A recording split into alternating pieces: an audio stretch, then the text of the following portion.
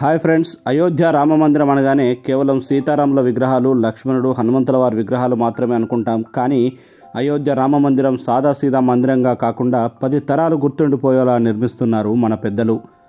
జనవరి 22, 2024 సోమవారం రోజున అయోధ్య శ్రీ రామ జన్మభూమిలో నిర్మిస్తున్న నూతన మందిరంలో క్రింది అంతస్తులో శ్రీ బాలరాముడి విగ్రహాన్ని ప్రాణప్రతిష్ఠ చేస్తారు. మొత్తంగా రామ మందిరం 3 అంతస్తులు ఉంటుంది. 392 స్తంభాలు, 44 ద్వారాలు ఉంటాయి. క్రింది అంతస్తులో భగవాన్ బాలరాముడి విగ్రహం, మొదటి అంతస్తు గర్భగుడిలో శ్రీ రామ దర్బారు ఉంటుంది. ఇందులో సీతారాములు, లక్ష్మణుడు, భరతుడు, శత్రుఘ్నుడు, హనుమంతుని విగ్రహాలు ఉండబోతున్నాయి. ఆలయం లోపలికి ప్రవేశించాలంటే తూర్పు దిక్కున 32 మెట్లు ఎక్కి దేవాలయంలోకి ఎంటర్ అవ్వాలి. వృద్ధులు, వికలాంగుల కోసం ల్యాంపులు, లిఫ్టులు ఏర్పాటు చేశారు.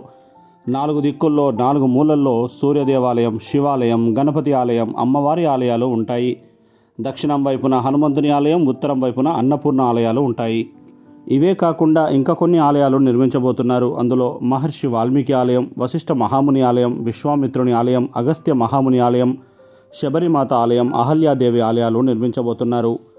జనవరి 22న ఆలయ ప్రతిష్ఠ రోజున దేశ ప్రజలందరూ సాయంత్రం ఇంటి ముందు కనీసం 5 దీపాలు వెలిగించి రాములవారి కృపకు పాత్రలమవుదాం.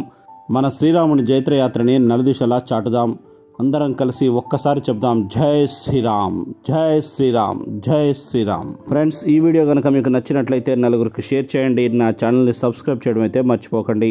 సర్వే జన సుఖినో భవంతు.